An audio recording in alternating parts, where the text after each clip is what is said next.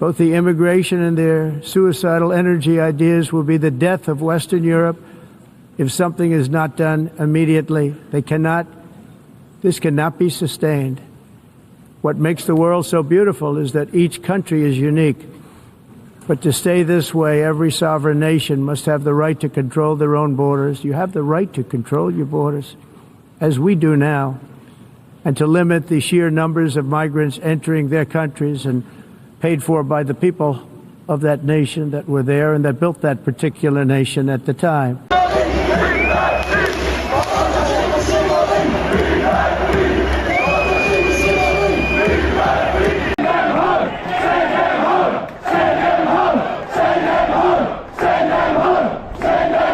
We obviously absolutely need to send millions of people back to where they came from. That is the reality of the damage that has been done to our country by mass migration. But I think this is a fantastic policy because I do think huge damage has been done. And I'd kind of just resiled myself to just say, oh, we're going to stop the damage in future. But do you know what? No, you're right, Nigel. Actually, what we need to do is we need to undo the great damage that's been done to this country by successive politicians of every stripe. And as I say, at times, Reform, Brexit Party, UKIP politicians were kind of welcoming these policies at the time, skills-based migration system, etc. We do need to undo that damage because our country deserves the system that it voted for in the first place. So today, President Trump delivered his big address to the United Nations, and it has a lot of people talking, specifically because of the heavy criticisms he laid out for liberal globalist policies across many Western nations. But to me, this is much deeper than a cool or funny speech of Trump roasting liberals. I personally believe this may actually go down as one of the most important speeches in modern world history. And I know that sounds exaggeratory or hyperbolic to say. Trust me, we don't really realize it yet.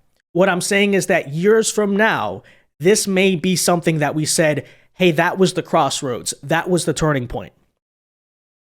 I think back, for instance, to the first Trump presidency, when he got back on this exact same stage and infamously warned the European Union, Germany in particular, what would happen if they did not stop their reliance on Russian energy. May remember, by the way, famously, that German delegation not only refused to listen, they laughed at him in these chairs as he spoke those very words. Well, in the years since, we have seen the world-altering consequences of that refusal to listen.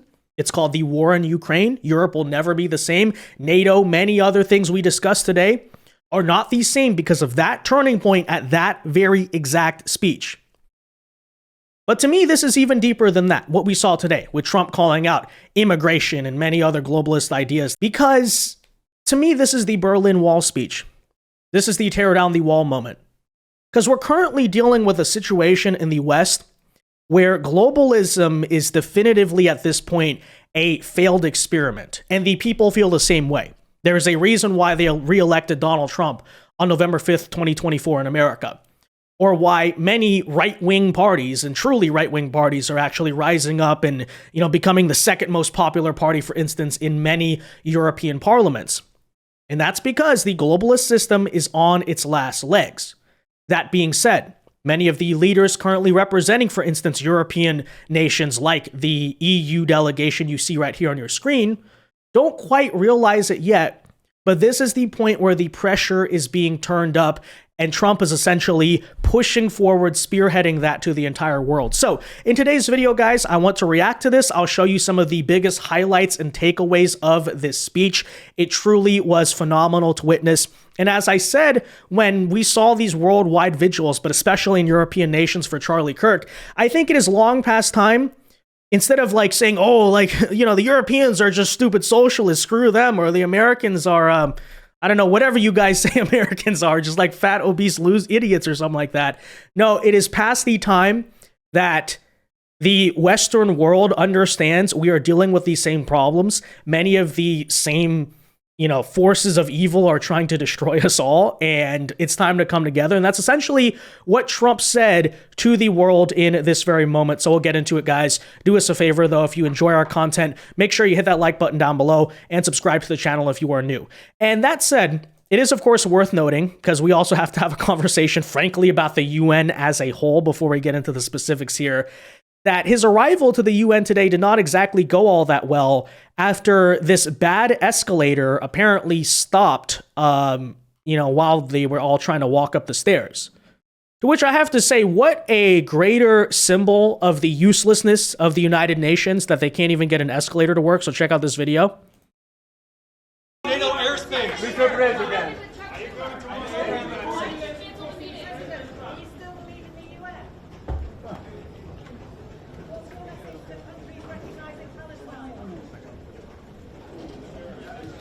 Now you can see it just gets stuck there.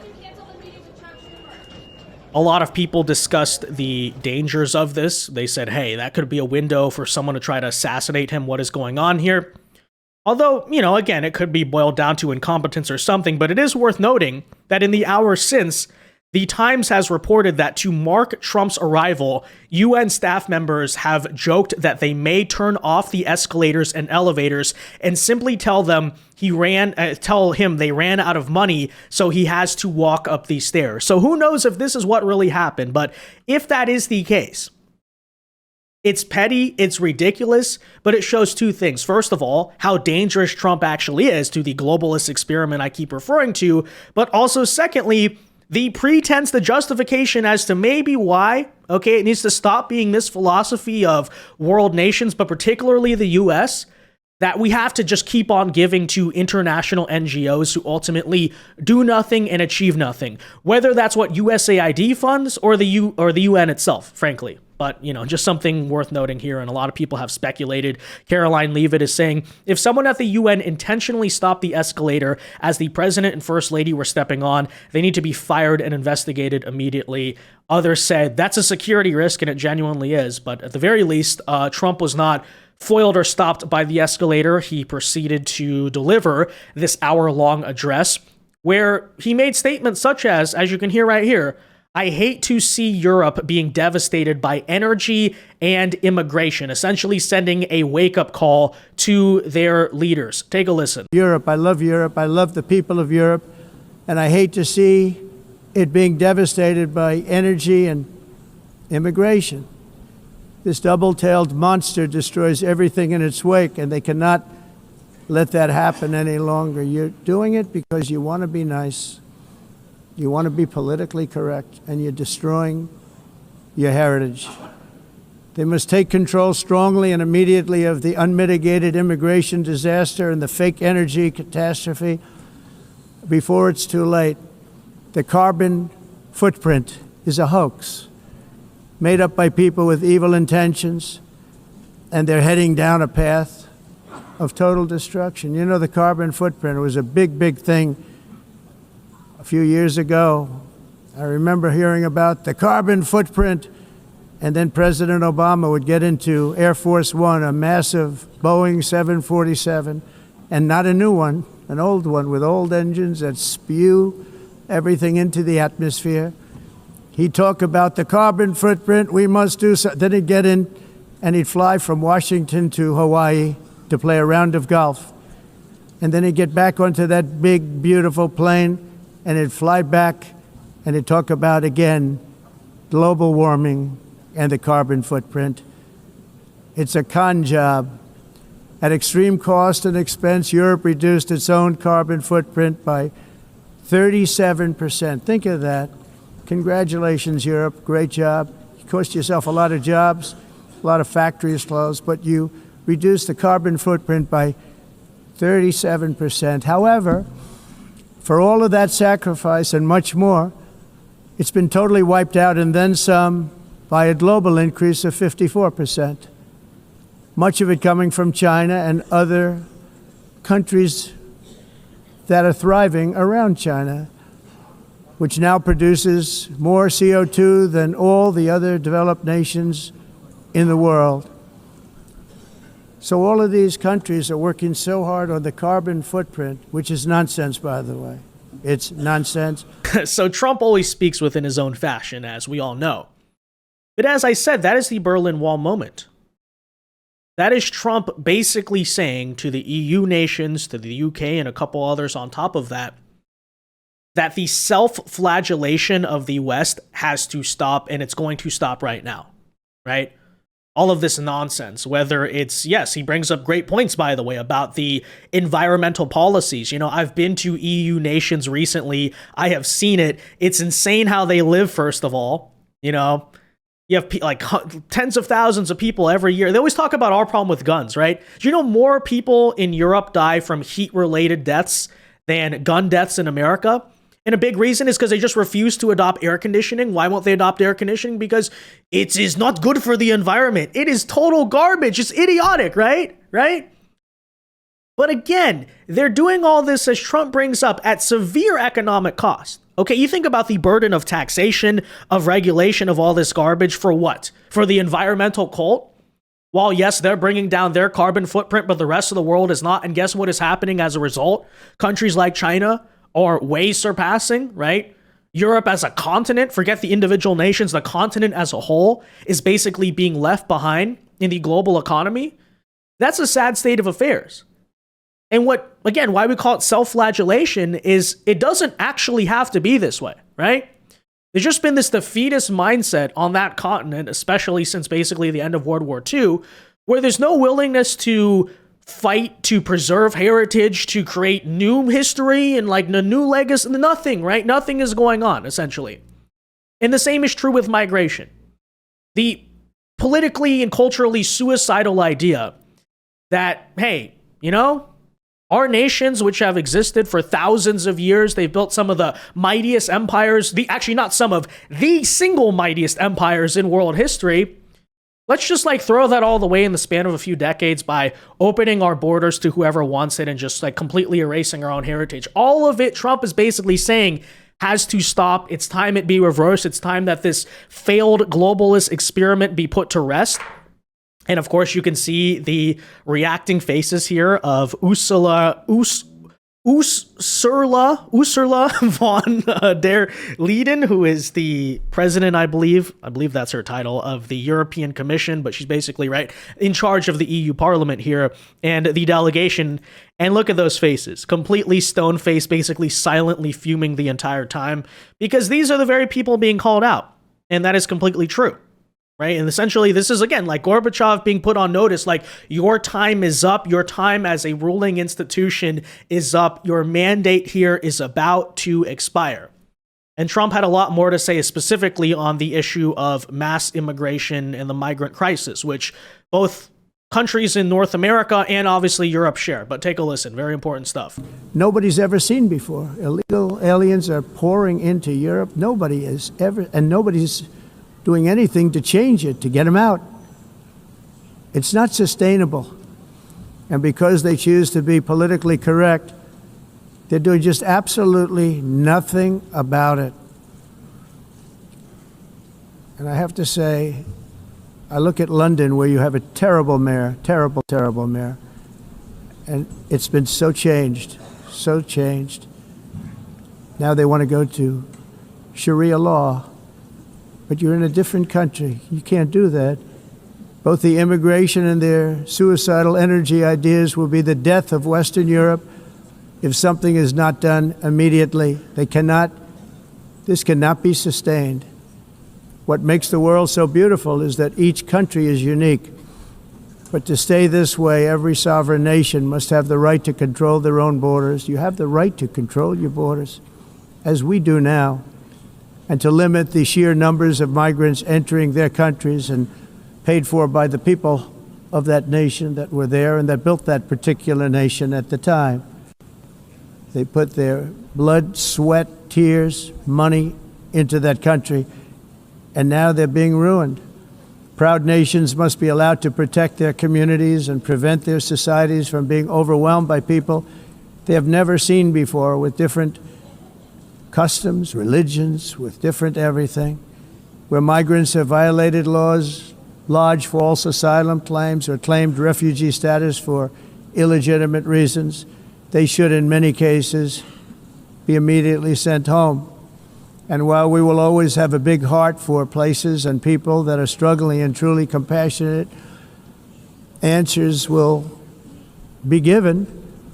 We have to solve the problem, and we have to solve it in their countries, not create new problems in our countries. And we are very helpful to a lot of countries that are just not able to send their people anymore.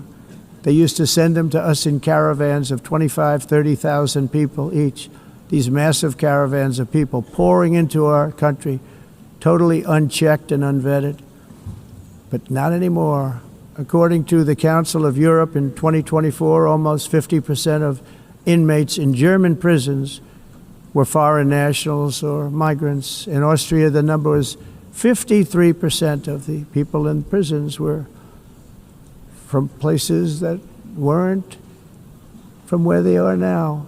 In Greece, the number was 54%, and in Switzerland, beautiful Switzerland, 72% of the people in prisons are from outside of Switzerland. When your prisons are filled with so-called asylum seekers who repaid kindness, and that's what they did. They repaid kindness with crime. It's time to end the failed experiment of open borders. You have to end it now. See, I can tell you. I'm really good at this stuff. It's time to end the failed experiment of open borders, which, as I will repeat, is another symptom of basically Western societies self-flagellating for basically absolutely no reason, right?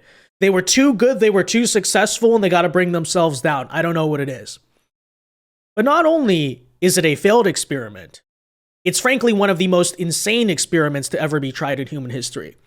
Because don't get me wrong, immigration on small scales to some level has always existed, but it's a totally different thing, what Europe and America, frankly, have both done, which is essentially open themselves up voluntarily to invasion in just like record insane numbers like that, right? And you think especially across the pond on that continent, how sad that is. That, like, for instance, on the Iberian Peninsula, in Spain and Portugal, you know, these people's ancestors fought for hundreds of years, for several centuries, in the Reconquista to push back, right, the Muslim world, to keep Europe Christian. And it's a big point of pride, frankly, in Spanish and Portuguese history, what they did there, right?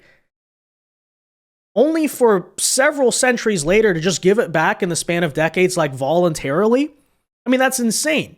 Think about the same thing in the UK, where how many generations of British people fought to, you know, defend British sovereignty? Whether that's in the World Wars or before that, right? The Napoleonic Wars and a long, long ways back, several different cases throughout history. And then what do? Again, you're just allowing it to voluntarily collapse in on itself. It is insane. You've never seen anything like it, folks. And the great irony is, despite all of globalist excuses about democracy, they say Trump is totalitarian. He's taking unprecedented threats against the norms of self-governance in the West, or all this garbage. That this is not democratic, what is happening, right? Whether that's in America, where basically no American actually voted for the border crisis that Biden created. Like, don't get me wrong, people voted for Biden and that's their fault, but like, this is, if you ask them personally on this issue, did you support that? Basically, no one in America said that was okay, besides maybe 10% of radicals. And it's the same thing, frankly, in 2025 in Europe, right? Go poll your average EU citizen. Come back and tell me how they feel about immigration. Then show me what the so-called democratic representation is doing on the issue of migration, and you will notice there's a gigantic disconnect. And the same, I would argue, especially even more, is probably true in the UK. As we've shown you, you see what you're seeing, right? Millions of people rallying in the streets calling for an end to migration. And what response do they get from Keir Starmer or the leadership of any of the major parties in the UK, besides maybe Nigel's new one or something, right? Nothing. It's non-existent. This insanity has to stop, ladies and gentlemen, and that's essentially, again, what Trump is calling for today and pushing in a very aggressive way. And it's worth noting that while the European nations were a major focus, it was not the only one. He also called out the UN as a whole, as an institution, for further funding the invasion of America's southern border, which, ladies and gentlemen, they absolutely did. Okay, this is not a conspiracy theory. Whether it's this, whether it's the USAID, many of the NGOs guised in the name of Catholic charities, even though it wasn't so Catholic, right, of sponsoring the migrant crisis across this country, how many flights were being given out, who was paying for the shelters, all this stuff. Well, take a listen here as Trump points out that in 2024, the UN gave $372 million in cash to support the invasion of the United States, which is frankly a hostile act in my opinion. But take a listen. On Western countries and their borders. In 2024, the UN budgeted $372 million in cash assistance to support an estimated 624,000 migrants journeying into the United States. Think of that. The UN is supporting people that are illegally coming into the United States, and then we have to get them out. The UN also provided food, shelter, transportation, and debit cards to illegal aliens. Can you believe that? On the way to infiltrate our southern border. Millions of people came through that southern border. Just a year ago, millions and millions of people were pouring in, 25 million altogether over the 4 years of the incompetent Biden administration. And now we have it stopped, totally stopped. In fact, they're not even coming anymore because they know they can't get through. But what took place is totally unacceptable. The UN is supposed to stop invasions, not create them and not finance them. In the United States, we reject the idea that mass numbers of people from foreign lands can be permitted to travel halfway around the world, trample our borders, violate our sovereignty, cause unmitigated crime, and deplete our social safety net. We have reasserted that America belongs to the American people, and I encourage all countries to take their own stand in defense of their citizens as well. You have to do that because I see it. I'm not mentioning names. I see it, and I can call every single one of them out. You're destroying your countries. They're being destroyed. Europe is in serious trouble. They've been invaded by a force of illegal aliens like nobody's ever seen before. Right. Well, again, the Berlin Wall moment that I keep talking about.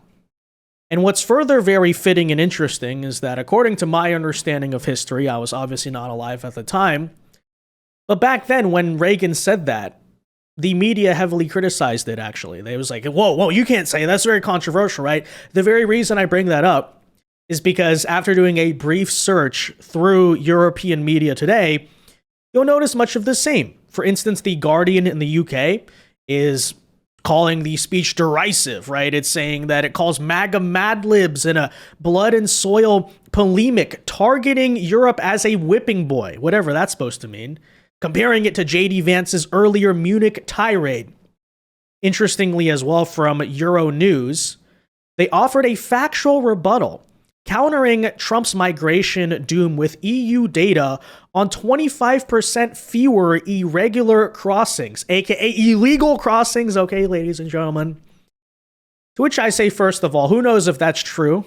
You know, you guys are the same people who are probably trying to count Washington, D.C. crime statistics. That said, if it is true, that's definitely a positive development.